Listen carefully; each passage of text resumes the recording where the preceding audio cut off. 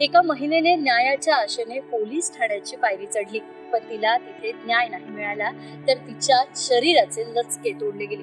ज्या खाकी वर्दीकडे आपण संरक्षणासाठी बघतो, त्याच खाकी वर्दीवर विश्वास ठेवायचा की नाही, असाच प्रश्न ओडिसा मधल्या एका घटनेमुळे संपूर्ण समाजाला पडलाय.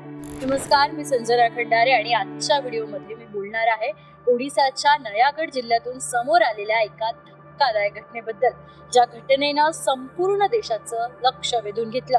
तर जमीन वादाच्या प्रकरणात मदत मिळावी, न्याय मिळावे या अपेक्षेने एक महिला सारणकुल पोलीस ठाण्यात पोहोचली होती. सामान्य नागरिकाप्रमाणे तिचाही विश्वास होता की पोलीस तिची बाजू ऐकतील आणि तिला न्याय मिळवून देतील. मात्र पीडित महिलेच्या आरोपानुसार सारणकुल पोलीस ठाण्याचे अधिकारी सुजित कुमार दास यांनी तिच्या अडचणीचा फायदा घेतला. मदत करण्याचे आश्वासन देत त्यांनी महिलेला एका भाड्याच्या घरात बोलवलं आणि तिथे तिच्यावर लैंगिक अत्याचार केल्याचा गंभीर आरोप आहे. पीडितेच्या म्हणण्यानुसार हा प्रकार कोणाला सांगितल्यास गंभीर परिणाम भोगावे लागतील, अगदी जीव गमवावा लागू शकतो, अशी धमकीही तिला देण्यात आली. एका बाजूला अत्याचाराचा धक्का आणि दुसऱ्या बाजूला सत्तेच्या भीतीचा दबाव. त्यामुळे ती काही काळ गप्प राहिली, पण अखेर तिने हिंमत एकवटून तक्रार दाखल केली आणि हा प्रकार समाजासमोर आणला. या घटनेनंतर स्थानिकांमध्ये संतापाची लाट उसळली आहे. नयागड पोलिसांनी या प्रकरणाची चौकशी सुरू असल्याचं सांगितलं असून आरोप सिद्ध झाल्यास कठोर कारवाई केली जाईल असंही आश्वासन दिलं. मात्र या घटनेनं एक जुनी आणि वेदनादायक आठवण पुन्हा जागी केली. 1972 साल महाराष्ट्रातील गडचिरोली जिल्हा मथुरा बलात्कार प्रकरण म्हणून ओळखलं जाणारे हे प्रकरण भारताच्या न्याय व्यवस्थेच्या इतिहासातील एक महत्वाचा टप्पा ठरतं. मथुरा नावाच्या एका अल्पवयीन आदिवासी मुलीवर पोलीस ठाण्याच्या परिसरात 2 पोलिसांनी बलात्कार केल्याचा आरोप झाला होता.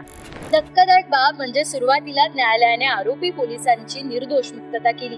या निर्णयाविरोधात देशभर संताप उसळला. महिला संघटना, सामाजिक कार्यकर्ते आणि कायदेतज्ञ रस्त्यावर उतरले. अखेर या आंदोलनामुळे भारतातील बलात्कार विषयक कायद्यांमध्ये मोठे बदल करण्यात आले. विशेषतः पोलीस कोठडीतील किंवा अधिकाराच्या बळावर होणाऱ्या लैंगिक अत्याचारांना अधिक गंभीर गुन्हा मानलं जाऊ लागलं. पण आज 50 वर्षांनंतरही 2026 मध्येही अशा घटना समोर येत असतील तर प्रश्न निर्माण होतो की कायदे बदलले, शिक्षा वाढल्या, जनजागृती झाली, पण मानसिकता बदलली का? खाकी वर्दीचा सन्मान लाखो प्रामाणिक पोलीस अधिकारी आपल्या कर्तव्यनिष्ठेने वाढवत असतात, मात्र काही व्यक्तींच्या कृत्यांमुळे संपूर्ण व्यवस्थेवर प्रश्नचिन्ह निर्माण होतं. महिलांसाठी पोलीस ठाणे हे सुरक्षिततेचं प्रतीक असायला हवं, पण जर तक्रार घेऊन आलेली महिला तिथेच स्वतःला असुरक्षित समजू लागली तर हा केवळ एका गुन्ह्याचा विषय राहत नाही, तर हा लोकांच्या विश्वासाच्या हत्येचा विषय बनतो. राष्ट्रीय गुन्हे नोंद विभाग NCRBच्या 2023च्या अहवालानुसार देशभरात महिलांविरुद्धच्या गुन्ह्यांची तब्बल 4,48,211 प्रकरणे नोंदवली गेली. याच वर्षात 29,670 बलात्काराची प्रकरणे नोंदवण्यात आली. म्हणजे सरासरी दररोज 81हून अधिक महिलांवर बलात्कार झाल्याची नोंद आहे. आणखी धक्कादायक बाब म्हणजे बलात्काराच्या सुमारे 97%हून अधिक प्रकरणांमध्ये आरोपी हा पीडितेसाठी अनोळखी नसतो. तो मित्र, नातेवाईक, शेजारी, परिचित किंवा विश्वासातीलच व्यक्ती असतो.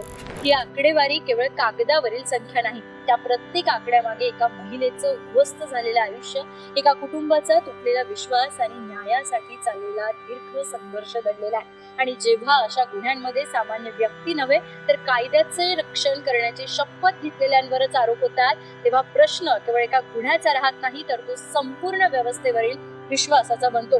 शेवटी एकच प्रश्न, ज्यांच्याकडे संरक्षणासाठी जायचं त्यांच्यापासूनच संरक्षण मागायची वेळ आली तर सामान्य माणसाने न्याय कुणाकडे मागायचा?